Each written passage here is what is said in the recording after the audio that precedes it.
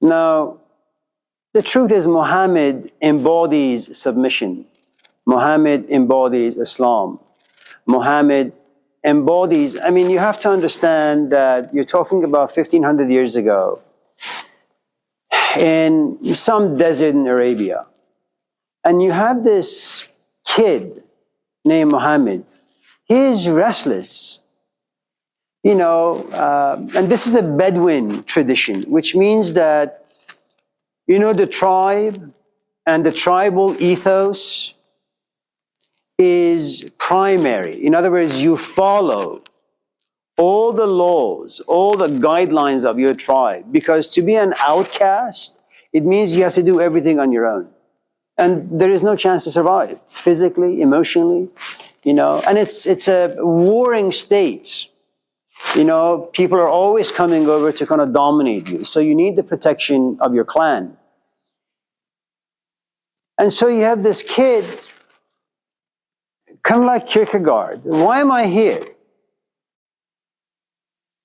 Why am I alive?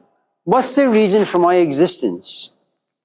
There is Jewish philosophy in the community, but it's no good for him. He hears of Christian philosophy, but that's no good for him. The Bedouin tradition doesn't nourish him either. So what he does is for about 25, 30 years, he just goes into these caves and he sits in darkness, being alone.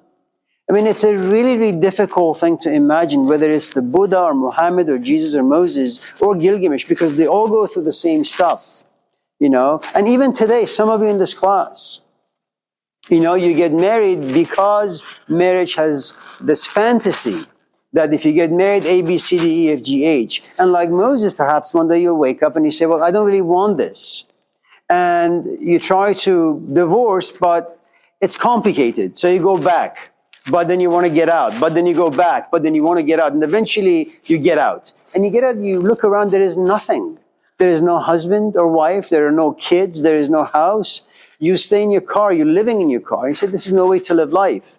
But you have come to this understanding that for the first time you realize you don't really live by bread alone. You want something else that life can't give you, at least the life you've lived for the past 20, 30 years. It's a horrifying place to be. And so at the age of 40, after having gone to caves, sitting for hours, on a daily basis, fasting for days, and there is no prayer yet, so you just sit. And sometimes, emotions are very, very intense, and then you kind of just break down and you cry for hours, you scream, kind of like Peter, my God, help me. What the hell is all of this about? And then at the age of 40, something about him opens up, and he experiences something. No different than Moses, no different than the Buddha, no different than Gilgamesh. All these people have a breakthrough. But this breakthrough comes with a cost. In other words, you have to leave your physical life. And you leave your physical life not because you're mimicking other people, not because you're a plagiarist in thinking and being. Something about you understands, the awful place you are in life and the awful place life puts you in. And then this experience brings about humility. At the same time, it brings about pride. That, that you are blessed. It's a beautiful thing. Pride may be one of the 7 deadly sins. It is true. But if you have pride for the right reasons, if you've played piano for the past 30 years, every night you've practiced, and someone has recognized your sacrifices, your efforts, and says, Zellerbach Theater is going to be yours for about a week, and just sell tickets. And 5,000 people are seated, they listen to you for 2 hours, you get up, you bow, you feel really good. You have to be proud of yourself. So you have pride and humility at the same time. And there is something about Muhammad, Buddha, Socrates, it's like they become magnetic, they have charisma. And they have charisma because they have been touched by something. I'm not talking about hippies. I'm not talking about the plagiarist Marxist, where they come around, rape your ears by constantly talking about, how great Marxism is, And how old is this kid who's telling you about Marxism? 20 years old. What the hell does he know? Nothing. And yet, he's a good plagiarist. He mimics it really well. This is a man who embodies everything. He embodies being part of a clan. He embodies being disoriented, being homeless emotionally, intellectually, seeking seclusion from the world by going into a cave, sitting there for hours, being tormented by the demons within. 30 years later, not giving up, having faith that something needs to happen. It happened to Moses, happened to Jesus, happened to Buddha. It needs to happen to me as well, if I am sincere and honest. And lo and behold, something happens to him. And he is kind of like a Moses, and he has parts of Jesus in him. He invites people towards the spiritual part, but also social reformation. So he's like a Costco. He has everything. Now, as it is very difficult for me to understand Malcolm X, Martin Luther King, Mahatma Gandhi, Socrates, I can read their works, I can be inspired by them, but I am not them. There is nothing authentic about me. And I'm saying that to you sincerely. I have read these books, these ideas, and these ideas are fascinating. Sometimes when I get animated, it's because of my temperament. It's not because I have any real understanding of any of this stuff. I haven't had any real experiences of any of this stuff. Okay? But Muhammad, Buddha, Jesus, Moses, they embody, all the jewels of what it means to be human. Now, all you can do is look at this man and follow him. And then he dies. Consider the Gospel of Mark. Near the end of the Gospel, Jesus tells him that he's going to go to Jerusalem and he's going to die. And you know what the disciples say? Well, when Jesus dies, who is going to take over? Well, there is nothing wrong with you taking over Jesus' mission. As long as you have the Jesus inside you, as long as you have left your parents, gone to the desert for 18 years, come back with an experience, the devil has tempted you, you have overcome the temptation, you say no to all of them, and now you're a social and spiritual reformer. Okay? But that's the thing. So Muhammad dies, and there is Abu Bakr. He's no Muhammad, as St. Paul is no Jesus. He says, I need to be governing this clan now. But then there is another fraction that says, no, maybe it should be Ali. And this is true of anything. Let's say you have a couple of houses, you have $1 million in your bank, and you have 2 daughters, and they both love you. They have no idea that you have $1 million because you saved pennies after pennies after pennies. It took your blood and sweat to buy and protect these 2 houses because you bought them for your kids. And now you die. And what's going to happen to these kids? They're going to claim ownership to everything. What have they accomplished? What have they done? Nothing. And then they say, this is my house and this is my money. No. They have it, it's just not theirs. There is no blood and sweat in it. The same thing could be said about Christianity. You have Mormonism, you have Catholicism, you have the Jesuits. It's the same thing. Shakespeare as well as Rumi has this story about 4 men being in a room. And it's dark. And they can't see anything. And all of a sudden, they feel as if they're hitting against something. One says, oh yes, I think there's a tree here. Another says, oh wait, I think I have found a rope. Another says, no, I think I have found a pillar. And all of a sudden the turn is turned on and the light is turned on and they realize it's an elephant. جنگ 72 ملت همه را عذر بنه چون حقیقت ندیدن راه افسانه زدن. That all human conflict is because they don't really have access to understanding or truth. They're blind. So they're just governed by assumptions. And that's the territory of, I think, anyone who just doesn't reflect, doesn't examine, doesn't observe. And it It's also the territory for young people who look at the adult world, adults like me, and say, no way in hell do I want to turn out to be like him. And so they rebel against the tradition without really understanding how someone like me has survived 57 years. That it's because of tradition that I've survived. Anyways, so there is the answer to your question in a difference between religion as a received wisdom, something that you're told, versus something you experience. right. Yeah. Let me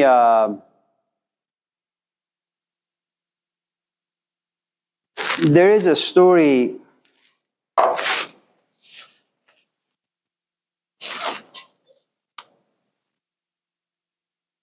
it may be unrelated. You said something and it triggered the name Dostoevsky inside me, inside my mind. And in the Gospel of Matthew and the Gospel of Luke, Jesus is tempted 3 times by Satan or the devil.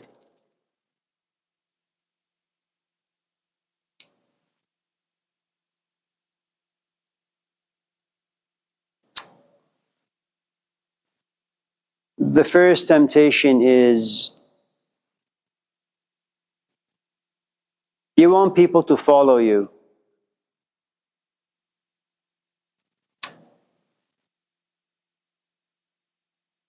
You want people to have faith. Turn the stones into bread. They will see that you're a magician and they will follow you.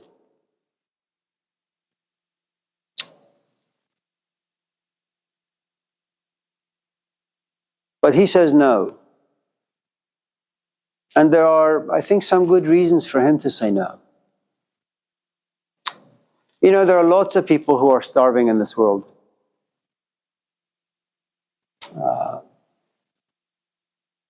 But he doesn't want followers. He also understands the difficulty of the spiritual quest. That I want people to understand how painful this path really is. I want them to follow me only if they understand. I'm not going to exploit them by using magic tricks.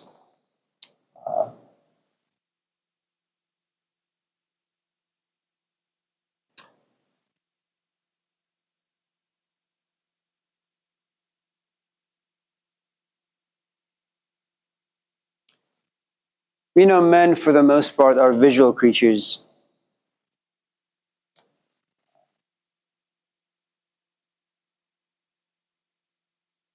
I remember a friend going to a party and he was really attracted to this Indian girl. This is 87, 88. She never showed any skin. And she said to this friend of mine that, I'm not going to exploit you. I'm not going to trap you by my skin. You need to really pay attention to my mind. Because it's not difficult to trap a human being by becoming physical with them. So despite knowing that there are people out there who are starving and don't have much to eat, he refuses to trick them. The next is, jump from a building and let the angels catch you before you, hit the ground and die, and then people will follow you. He says no. And the last is, bow to me and I'll make you the king of this world. And again, he says no. One of the, I think, reasons that physically, psychologically, and politically Jesus says no to all of them is he knows how difficult it is for someone to follow in a real way. Abu Bakr, Ali, Peter, Judas, none of them understood. And Jesus refused to play tricks on them. So for those of you in this classes, once in a while, go to YouTube and watch these gurus giving you promises or saying things. It can never be done. You know, at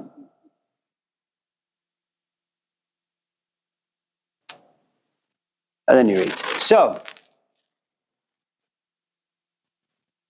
I thought maybe since tonight is the last class, I could give you 34 lines of Rumi given to you in Persian, not all the 34 lines, and then do some translation and commentary, and then we'll go home.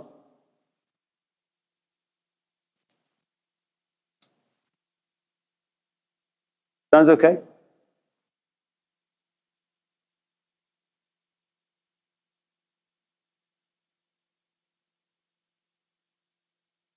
Yes, Bridget.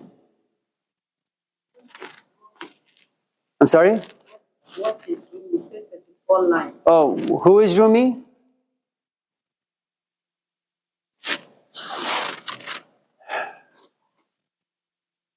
His grandfather was a theologian. His father was a theologian as well as a mystic. His father had written several books. His mother was profoundly religious. And you're talking about Iran about maybe 700 years ago or so. So you're talking about a very religious culture.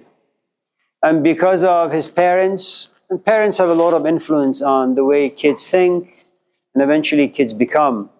Eventually all of us will become prodigal sons, will become like our parents eventually.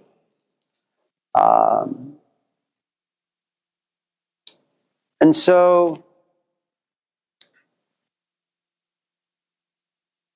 he's trained, he goes to school for Islamic philosophy and theology, and he becomes really, really good, where at the age of 25, 26, he's called Khudavandagar, means master, you know, someone who has divine wisdom or divine knowledge within.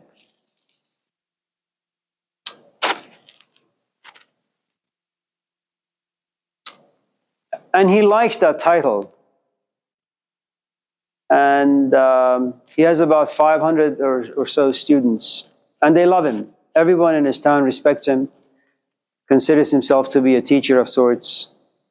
At the age of 38, something really strange happens. He's in the middle of his sermon, and some old guy named Shams, which in Arabic means the sun, walks in and asks him a question.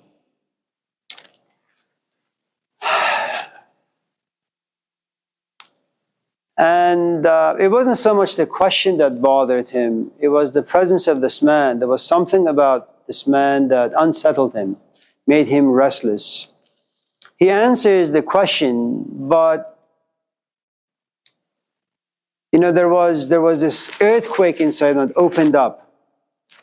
And when this man left, while he was in Rumi school, this man throws all of his books into this pond. And the man, Rumi, says to him, "These are my most precious books. What are you doing?" And he looks at Rumi and takes the books out, and the books are completely dry. And Rumi, with all of his knowledge, all of his wisdom, all of his experience, doesn't know what's happening, can't explain this, but something about him has changed. And the man quickly leaves, Shams, this old guy. And remember, another mark of a really, really good teacher is that Shams had seen Rumi at the age of 21, 22. But he came to realize that Rumi is not ready. You know, he's not an Eckhart Tolle. He's not a Sadhguru. He's not a Jordan Peterson, where you sit on the stage somewhere and you keep talking to an audience you hardly know because you don't value time, you don't value your energy, you know. And you have moved into a stage where your ego is really, really huge, where you say, I don't really care who the audience is, I'm just going to talk because I think I can inspire people.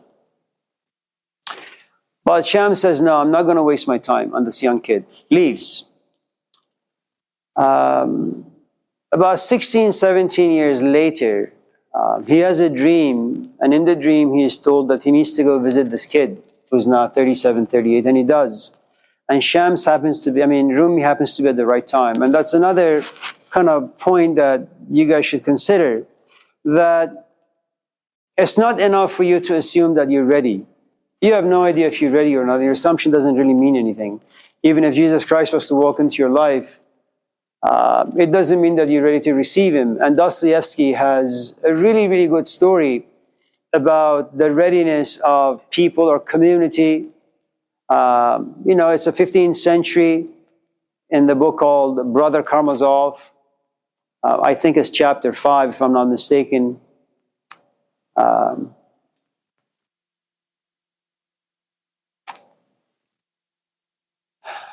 What is that day people celebrate Jesus come back? Easter, that's right. It's Easter and people are celebrating, but they also feel a little funny. They feel magical. They feel as if, there is this scent and fragrance in the air. And all of a sudden, before them appears this man. He has a robe on, he has a beard, he looks really calm and peaceful in his eyes, or, just what you've seen in the churches, his blonde hair and blue eyes and fair skin. And they realize it's Jesus Christ. 15th century. And Jesus just shakes his head as he's walking through the crowds. He can't believe what they have done to his teachings. He can't believe what they have done to his life, to his sacrifice, to his suffering. It's become all a joke. And there's a Pope standing on the balcony and he recognizes Jesus. And he sends his guards to capture him. They bring him to the basement. He looks at Jesus and says, "What are you doing here? You died 1,500 years ago. You have no business to come back." It took us, the church, about 1,000 years to create a philosophy so that they could just feed that philosophy to people, silence people, give them meaning, give them a sense of belonging. Do you really think that we are so easily going to allow you to destroy what we have created? Do you have anything to say? And Jesus says nothing.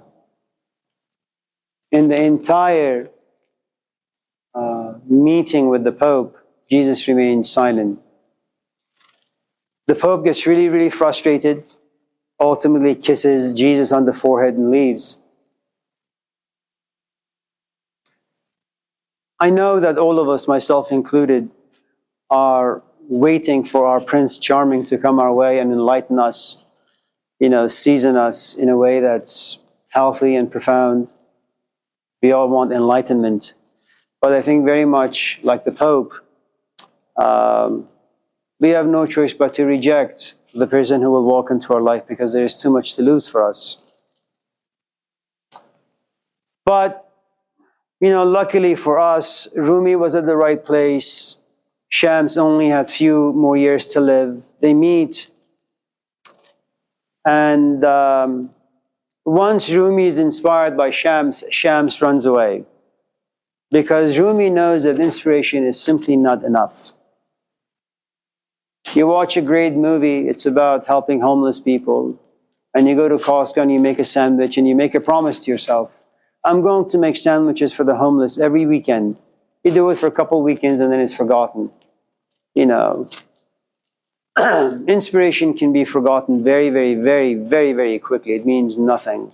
Shams wanted to know as Rumi has reached this mature stage where he actually has come to realize that knowledge is nothing. It means nothing.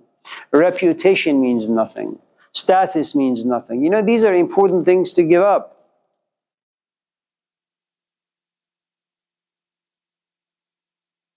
I don't think you guys understand. I went through 20 years of schooling to get a job.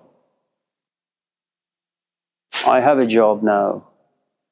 That job has given me status, has given me identity, meaning. Do you know how difficult it is for me to walk away from all this?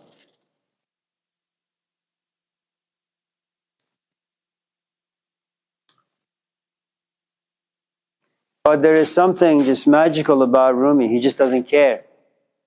He, for the first time, comes to realize that he doesn't care about any of this stuff. You know, he walks away from the whole thing.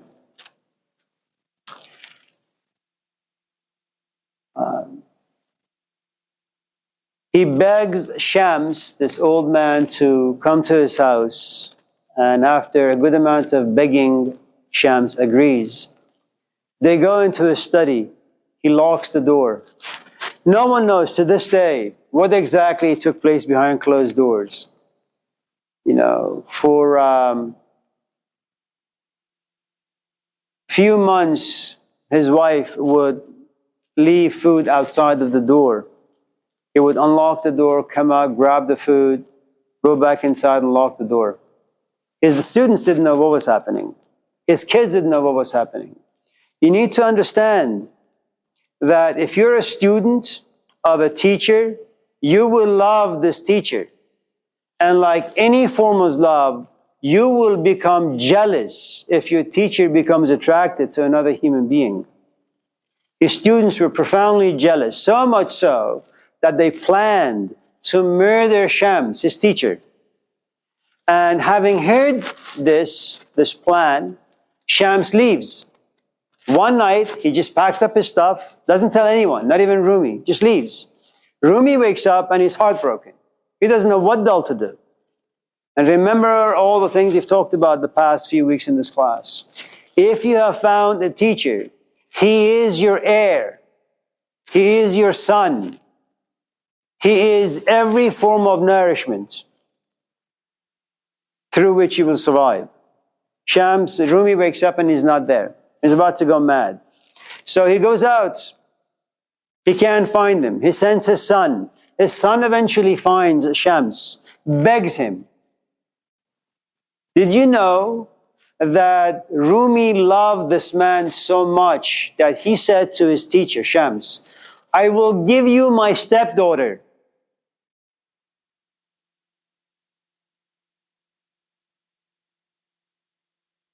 Who was only 12 and Shams was 60.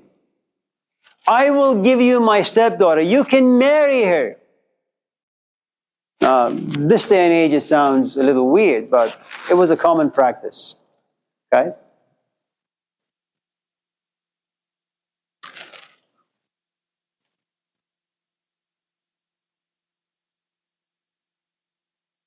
But even that temptation didn't stick.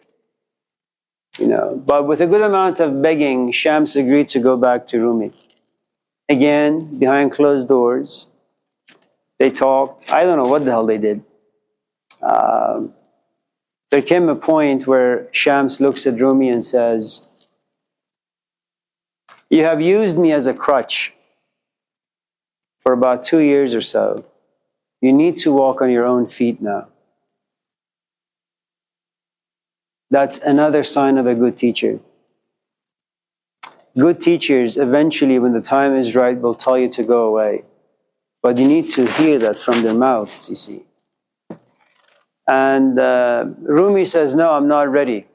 Says, yes, you are. After having baited him, trapped him, Shams leaves. Rumi wakes up. But you know what happens when your lover is no longer home and you look for their belongings and everything has been taken? You don't know what to do with yourself. You're like a chicken with your head cut off. You run around. So Rumi writes his first book, Kulliyat Shams or Divan Shams, 700 poems, all dedicated to Shams.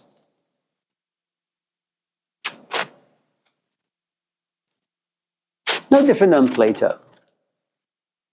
You know, Plato writes the book, but the spokesperson is Socrates. And the way Persian poetry works is that the last 2 lines, he mentions the name Shams. You know.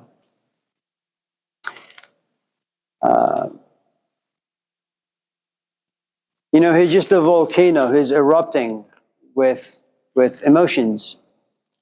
And through those emotions, 700 poems are written, or maybe expressed through him.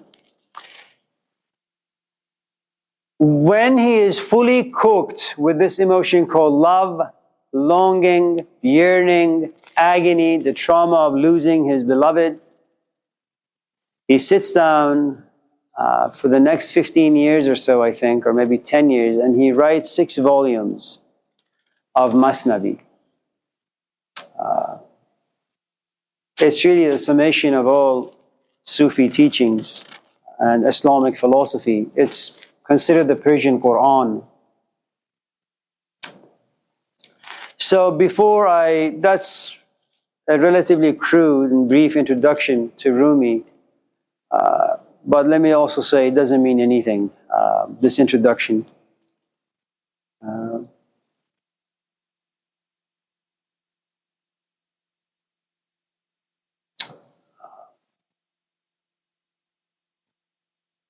And I say that because I don't know what it means and how it feels to find someone that becomes your umbilical cord, becomes your son. I have never fallen in love with anyone like that. I have never written poems or poetry for anyone that I have loved. I have never found myself restless because someone that I have loved left me. I have never had the agony, the yearning, the longing that lasted for 10, 15, 20 years. The story is nice, but I'm just a plagiarist, a counterfeit, if you will. So I'll give you the first 34 lines, and this is Rumi having reached a stage where mature teachers reach. They don't really talk, they live in seclusion, and they make love with their own ideas, with their own moments of inspiration. And they write, they explore their own minds and their own psyches.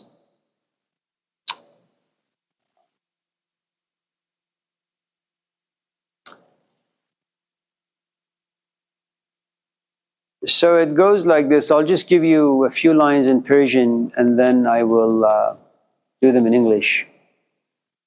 بشنو از نی چون حکایت می کند و از جدایی ها شکایت می کند که از نیستان تا مرا ببریده اند در نفیرم مرد و زن نالیده اند سینه خواهم شرح از فراق تا بگویم شرح درد اشتیاق من به هر جمعیتی نالان شدم جفت خوشحالان و بدحالان شدم هر کسی از زن خود شد یار من و از درون من نجست اسرار من.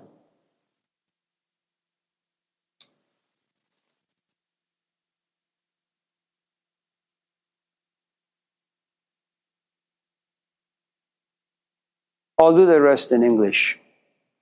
So, the first line, Beshno az ney chun hekayat mikonad. It begins with the word Beshno, which means to listen.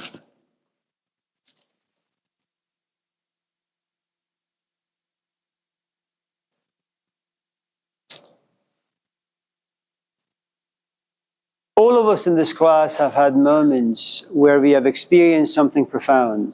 Whether you have discovered something through reflection, whether you got pulled over by a police officer because you're just young and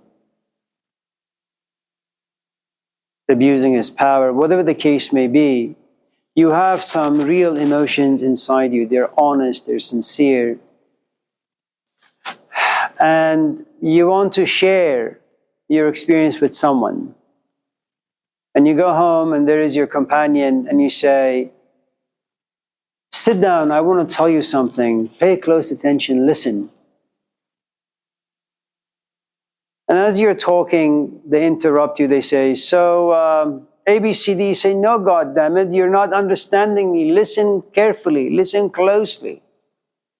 And what you're saying is this. It's not enough for someone to just give you their ears. You want to take them into your world of experience. There has to be yoga. In other words, there needs to be a union, a marriage. Your soul connected to your companion's soul. So when you speak, they listen.